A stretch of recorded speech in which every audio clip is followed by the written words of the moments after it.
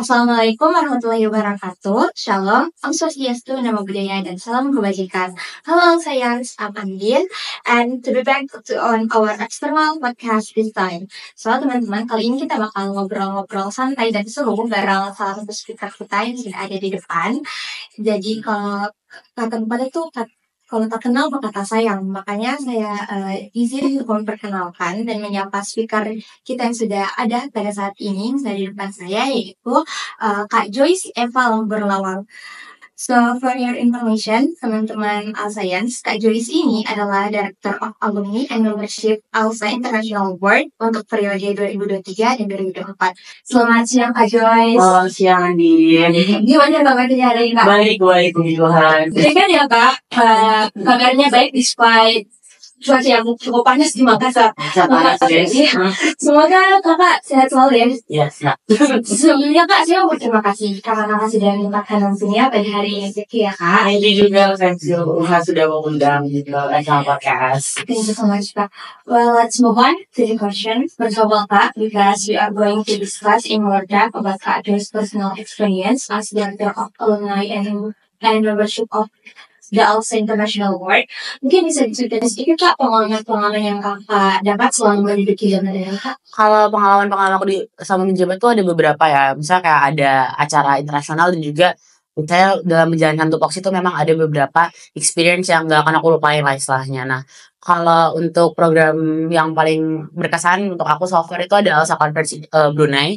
Jadi kita itu acara offline pertama setelah 4 tahun kita online semua. Biasanya kan via Zoom. Nah, ini finally kita bisa ngelaksanain Alsa Conference di Brunei itu secara offline dan cukup banyak delegasi yang datang. Dan ada juga teman-teman dari Alscience Indonesia, bahkan ada juga satu delegasi dari Unhas, itu ada Hisam, teman aku. Terus dari situ yang berkesan bukan cuma conference-nya aja, tapi bondingnya sih. Jadi kalau di acara internasional itu biasanya acara tuh cuma sampai ya jam-jam maghrib lah ya. Habis itu malam itu kita free time. Nah di situ IB dan delegasi itu istilahnya kayak nggak ada gap teman-teman. Jadi bisa bonding as a friend sama anak Alsa gitu.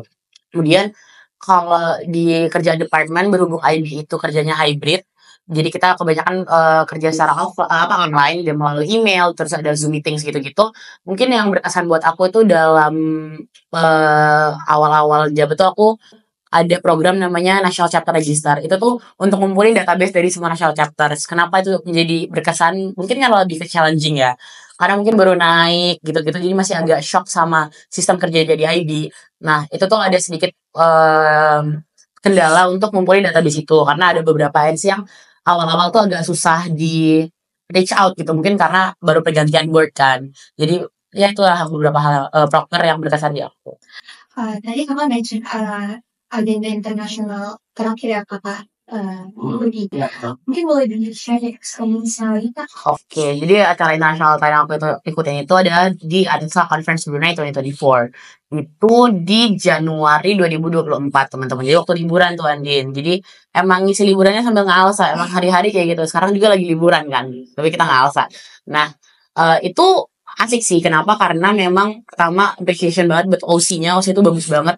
Dan memang menurut aku tuh proper banget ya. Jujur aku emang gak pernah ikut acara internasional offline. Tapi kalau dibandingin sama yang online memang jujur sangat amat proper. Kemudian aku suka banget sama delegasi-delegasi yang datang Andin. Karena selain mereka berkualitas, bener-bener niat gitu ya. Gak cuma datang buat jalan-jalan doang. Mereka juga sangat membawa output yang baik gitu.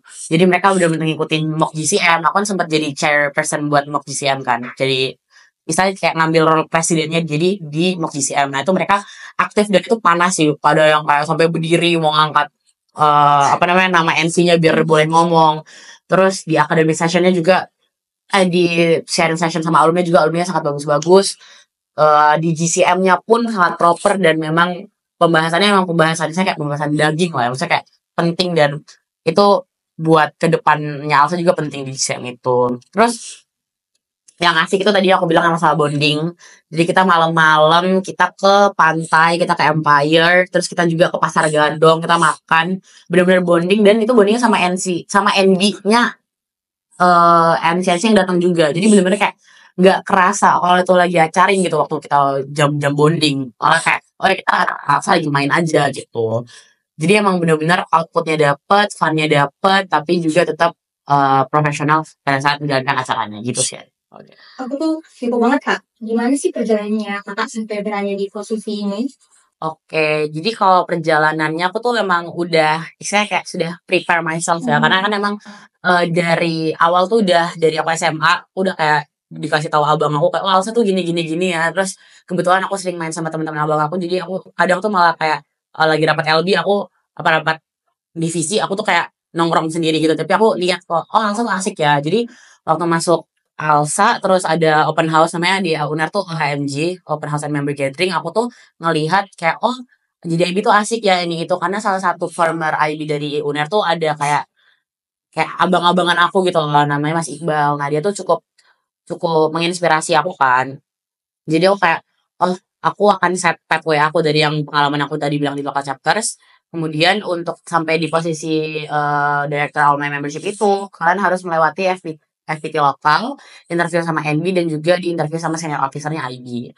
Itu took me about 1.5 month dari drilling sama LB, dari drilling kolektif, alumni dan juga FPT lokal. Kemudian aku lanjut dikirimkan ke national board. Pada saat itu aku diinterview sama Bang Adiki dan Bang Deta sebagai presiden dan juga VP eksternal, sama akhirnya aku di interview sama semua senior officer yang ada di Alsa IB pada saat itu. Akhirnya dapat pengumumannya cepat teman-teman. IB itu cukup cepat ya dalam memberikan penilaian. Aku interview terus sejam 2 jam kemudian langsung dapat SK dari IB bahwa aku keterima jadi direktur alumni membership gitu. Boleh tahu nggak sih Kak, how is it feels waktu Kakak pertama kali menerima kabar kalau Kakak itu akan menjabat sebagai Director of Alumni Membership? Jujur itu lega dan happy at the same time ya. Kalau waktu masih di lokal sama nasional kan yang kayak deg-degannya tuh masih yang kayak ih gue lulus nggak ya, gue lolos FPT nggak ya, gue lolos interview sama abang-abang NB nggak ya. Tapi it hits different waktu aku keterima dari IB-nya itu aku langsung nangis, langsung kayak histeris. Aku langsung telepon tim persiapan dari UNER dan juga langsung telepon Bang Adiki sama Bang Andeta kayak aku udah lulus Bang ini itu. Jadi kayak it's unbelievable. Maksudnya kayak aku nggak expect aja kan aku tahun pertama kan jadi IB itu. Jadi kayak ada ya tahun pertama udah jadi IB gitu. Jadi kayak ya cukup surprise, cukup miss dan kayak oh ternyata bisa gitu.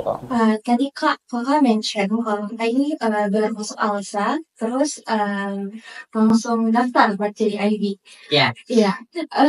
What makes you decide to take a risk buat ambil suatu hal besar gitu Kak? Sebenarnya kalau dari aku sendiri emang lagi gila ya tiba-tiba gitu ya, tiba-tiba jadi IB. Teman-temanku juga kayak wondering gitu, kenapa sih ambis banget sih Jo, mau ngapain tiba-tiba jadi IB gitu. Sebenarnya alasan berani apa enggaknya itu karena memang aku kan sudah punya end goals yang tadi belum bisa disebutkan. Tapi untuk mencapai end goals itu aku harus ngambil memang stepnya agak lebih cepat karena aku nggak mau telat lulus kan. Kadang kan kalau nge-board gitu agak berpengaruh sama akademiknya. Aku tuh cukup takut sama akademikku menurun, jadi aku memang memilih untuk agak buru-buru aja gitu. Nah, akhirnya aku sempat nge-staff dulu di UNER selain jadi PO dan lain-lain tuh aku nge-staff di eksternal. Ketika semua tanggung jawabku di eksternal dan sebagai project officer selesai, aku langsung bilang ke direktur aku, Kak Devita waktu itu, Kak aku mau nge-IB, langsung diarahin untuk jadi IB. Kalau reasonnya kenapa? Karena aku ngerasa itu kan gede banget ya.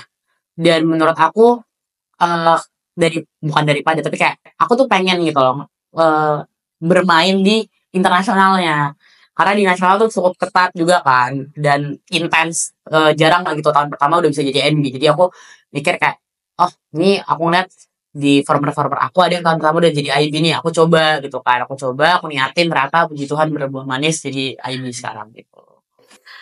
That's actually really cool Kak. Real to that, aku tuh pengen minta tips and trick untuk manajemennya Kakak, especially as a director of alumni and membership of the Alsa International Board. Gimana sih cara Kakak ngebantu waktunya? Oke, sebenarnya kalau dari aku sendiri, aku merasa bahwa aku cukup punya time management yang bagus sih, Andin. Jadi kayak aku nggak pernah mempunyai kesulitan untuk ngebagi kapan sih aku harus ngalsa, kapan sih aku harus kuliah, dan kapan sih aku harus ngelakuin ya misalnya kayak social life aku gitu sama teman-teman aku. Tapi kalau dari aku tipsnya adalah jangan pernah nyepelein kerjaan teman-teman. Jadi pastiin kalian sudah kelarin semua tanggung jawab kalian. Of course kuliah utama, tapi kalian jangan lupa ngerjain kerjaan kalian di ALSA, baru kalian boleh have fun. Kalau enggak ya kalian bisa nongkrong tapi sambil kerja tipis-tipis gitu, dan jangan deadliner sih. Karena di IB itu kan berkorelasi terus ya. Mungkin itu ada permintaan dari local chapter ke national chapter baru ke IB kan. Jadi daripada menghambat teman-teman, jadi kita harus punya time management yang bagus dengan cara ya jangan deadliner aja. Kalau dari aku gitu sih, Andin. Aku tuh mau nanya Kak, jadwal rapat dan penanggalan about national chapter. Kak Joyce itu pasti ada metode tertentu bagi mengikutinya kan? Ada tips lagi nggak Kak? Kalau Penanggalan rapat masalah UTNC. penanggalan rapat ya. Ya. Jadi di IB itu ada sebuah budaya tidak tertulis teman-teman. Kita akan selalu IBM International Board Meeting dan GCM itu di awal bulan. Jadi IBM itu akan selalu dilakukan di minggu pertama dan GCM akan dilakukan di minggu kedua. Dan selalu hari Rabu. Kenapa kita pilih hari Rabu? Karena itu tengah-tengah minggu kan. Jadi kayak nggak ada yang, ya harapan kami sih kayak nggak ada yang bolos meeting karena aku ada deadline nih gini-gini gitu, nggak ada. Dan so far emang itu cukup efektif ya teman-teman. Terus kalau masalah waktu itu biasanya kita ikutin GMT plus 7 karena menurut kita tuh yang tengah-tengah dari semua NC, jadi kayak nggak kemalaman dan juga nggak kesorean buat kita mulai. Dan sebenarnya kalau di IB itu jarang ada meeting yang berjam-jam. Kita lebih pilih efisiensi waktu. Jadi di board aku sama ini paling lama meeting tuh sekitar mungkin 2 jam ya. Untuk biasanya untuk progress report dan meeting-meeting kayak buat ALSA forum ataupun ALSA conference kayak gitu sih. Jadi kita nggak terlalu yang kayak panjang gitu meetingnya. Mungkin berbeda budaya dan perspektif juga. Makanya kayak kita nggak terlalu banyak ngomong juga di meeting gitu. Kita seperlunya aja. Nah, tadi ini teman-teman udah dijelaskan tips and tricks dari Kak Joyce. Saya harap ini bisa diterapkan di LC-LC lainnya ya, teman-teman. Terus kita mau to the next question, Kak. Kan ini Kak banyak representatif dari NC-NC lain. Kira-kira gimana cara Kakak untuk komunikasi dan mendekat mereka, Kak? Oke, especially jadi Director of Membership itu kan di bawah Section Department. Nah, Section Department itu kalau di ALSA Inter tuh somehow jadinya kayak internalnya gitu kalau di ALSA Indonesia. Jadi emang komunikasi sama National Chapters tuh ada di aku dan di Nicole Sekjen. Nah, sebenarnya agak susah ya ke beberapa National Chapter karena selain keterbatasan bahasa juga ada keterbatasan kayak apa ya, bukan metodenya, lebih kayak ke apps yang mereka pakai buat komunikasi. Kadang tuh ada yang gak reply email tapi cuma reply WhatsApp. Jadi kadang kita juga komunikasi lewat WhatsApp. Bahkan kayak kalau di bagian MC kayak China, Taiwan, Hong Kong, Macau tuh kita harus minta tolong dari ID kita yang orang sana untuk bantu komunikasi karena memang mereka tidak familiar sama WhatsApp gitu buat ngasih. Jadi kayak ada beberapa pintu yang harus dibuka untuk bisa komunikasi sama mereka. Itu sih yang cukup challenging dan jadi obstacle. Tapi so far sekarang tuh sudah cukup established ya. Maksudnya mereka sudah bisa ngikutin pace-nya IB untuk komunikasi lewat mana ini itu. Dan kalau di board aku sendiri pun kita cukup bonding walaupun kita emang dari representatif dari NC masing-masing gitu. Nggak ada yang kayak ngomong pakai bahasa sendiri waktu meeting tuh nggak ada. Kita benar-benar kayak kita komit buat full English biar kita sama-sama enak dan emang bonding aja karena nggak enak kan kalau misalnya kita kerja bareng tapi kita nggak bonding gitu. Next question, Kak. Menurut Kak Joyce, perbedaan IB dan MB menurut Kakak itu gimana? Oke, kalau perbedaan itu sebenarnya cukup besar ya teman-teman dilihatnya. Aku nggak tahu ya kalau dari teman-teman data gimana, tapi yang aku rasakan adalah ada beberapa kayak pemikiran-pemikiran yang emang agak beda gitu di National Chapter sama di ALSA Internasional. Kayak yang aku contohin tadi, kalau di Indo kan ada departemen VP internal itu membawahi beberapa CO kayak membership and alumni sama CO OD. Nah, kalau di ALSA Internasional tuh kita nggak punya internal teman-teman, kita punya section department. Kemudian kita tuh akademiknya kebagi dua, ada TED sama ada AA. Kalau aku gampangin istilahnya, TED itu untuk cook akademiknya ALSA. Jadi dalamnya ALSA tuh kita masak akademiknya, kita bikin bagus, kemudian AA itu yang deliver ke society, ke dunia luar. Jadi memang ada sedikit perbedaan di situ. Kemudian di Alpha Inter ada namanya Departemen EAM, External Affairs and Marketing. Nah, itu tuh jatuhnya eksternal plus ICT gitu. Jadi emang nggak ada departemen ICT-nya sendiri. Kemudian kita juga ada treasury department yang kurang lebih sama di Indo, dan presidential department itu somehow juga sedikit merangkap ke eksternal untuk bantu kita branding dan juga reach out ke organisasi internasional lainnya. Kurang lebih kayak gitu. Kak Joyce, boleh nggak sih Kak Joyce ngebagiin caranya kakak mengelola tanggung jawab sebagai pengurus international board? Oke, thank you Andin buat pertanyaannya. Tapi kalau dari aku sendiri sebenarnya buat ngelola tanggung jawab tuh aku di IB itu ada namanya IB calendar. Jadi tuh kayak timeline kerjaan kita tuh deadline-nya kapan, mulainya kapan gitu-gitu. Nah, kalau aku pribadi, aku emang tipenya bukan yang deadliner banget sih. Aku kalau misalnya bisa aku kerjain langsung aku kerjain gitu. Jadi karena aku tahu untuk jadi IB itu prosesnya susah dan juga kepercayaannya tinggi kan, karena representatif dari NC Indo, dari LC juga. Aku nggak mau let down orang-orang yang udah misalnya bantu aku naik, jadi aku memang langsung ngerjain aja. Dan kan kadang ada revisi-revisi ya, jadi itu memang aku prefer untuk kerjain terus aku nanti minta revisi biar bisa kelar on time gitu. Tapi memang kadang dari yang diminta revisi tuh ada gak nunggu-nunggu juga, karena yang revisi kan nggak aku doang kan. Jadi memang aku milih buat lebih cepat aja biar nanti tetap kelarnya juga on time gitu kalau dari aku. Terus paling kayak bener-bener di make sure semua kerjaannya benar, dan karena itu kan akan dipertanggungjawabkan ya teman-teman di Alsa Forum. Kita forum tertingginya kalau di Indonesia kan Semunas, kalau kita Alsa Forum itu nanti ada pemaparan eksekutif summary atau LPG dari kami. Itu memang harus dipertanggungjawabkan biar nggak ada obstacle, at least di departemen aku lah. Aku berharapnya tidak ada keluputan. Itu aku memang benar-benar make sure dan mengerjakan sesuatu dengan sebaik mungkin gitu. Sampai di titik ini, kalau boleh tahu ya Kak, siapa sih support system kakak yang kakak tuh ngerasa kalau dia selalu ada di samping kakak, atau mungkin role model dari mungkin kalau role model ada beberapa ya buat Alsa. Salah satu adalah former presiden Alsa Internasional dari UGM, namanya Kak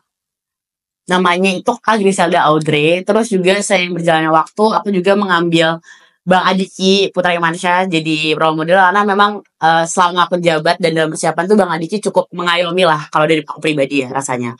Kemudian kalau support system, of course ada orang tua, itu sangat amat suportif, puji Tuhan, sangat amat membantu secara support dan juga secara finansial. Karena emang sedikit boncos ya, tapi nggak apa-apa, it's all worth it. Kemudian juga dari abang aku kan dulu saya, jadi kayak kadang tuh aduh bang, aku bingung ini gimana ya, anaknya tuh bisa nanya abang. Dan juga kayak dari abang-abangan yang ada di UNER kayak Mas Iqbal, Kak Devita, Bang Fikar, Bang Isan, kayak gitu-gitu. Dan juga ada Bang Deta, former VIP eksternal. Terus ada juga teman-teman yang teman-teman dari maba aja yang kayak ya circle lah ya, anggap, yang emang selalu support. Kalau misalnya stres ada yang nemenin, langsung kayak ayo jalan Jo, gini gitu sih kalau dari aku. Next question nih Kak, goals Kak Joyce sendiri secara pribadi, dan mungkin ada juga goals untuk international board yang Kak? Kalau buat international board aku berharapnya sih akan ada lebih banyak representatif dari NC lain, karena beberapa board belakang itu kayak bukan itu aja sih, tapi kayak pasti adanya Indo, Thailand, gitu-gitu terus kan. Aku harap kayak mungkin ada NC lain yang mau mengirimkan gitu, maksudnya biar lebih variatif dan lebih gampang untuk kita komunikasi sama mereka. Nah terus aku juga berharap kayak Alsa International semakin dikenal sama NGO lainnya maupun sama partner-partner lainnya, dan juga semakin maju aja sih Alsa Inter. Nah, karena kita tadi udah ngobrol-ngobrol bareng Kak Joyce, nggak terasa kalau kita udah berada di penghujung podcast kita kali ini. Finally, is there any closing statement Kak? Dan mungkin ada harapan untuk para local chapter dan international board di Alsa Indonesia. Oke, kalau dari aku harapannya buat teman-teman Alsa local chapter Universitas Hasanuddin dan juga local chapter lainnya di Indonesia, serta dari NC yang ada, I just hope that you guys could menggunakan Alsa sebagai tempat untuk berkembang sebaik mungkin, pakai potensi kalian, jangan takut-takut buat take risk karena kita nggak tahu jodoh dan kesempatan itu akan datang kapan aja, dan jangan pernah takut buat mulai hal-hal yang menurut kalian itu akan berpotensi baik buat kalian ke depannya. Susunlah strategi kalian sebaik mungkin dalam beralsa, dan aku harap NC Indonesia bisa semakin maju dan bisa ngirimin lebih banyak lagi international award untuk membantu alsa internasional untuk semakin maju gitu dari aku. Once again, thank you very much Kak atas waktu dan informasi-informasinya yang sangat insightful. Saya harap Kakak enjoy berada di Makassar. Thank you juga udah datengin aku kesini jauh-jauh dari Surabaya. Also, thank you to Nursery Hub yang sudah memfasilitasi podcast kita pada hari ini. That's all for this external podcast. And I can say goodbye. Thank you. Diversity unite us, integrity define us. Alsa, Always be one. thank you Kak.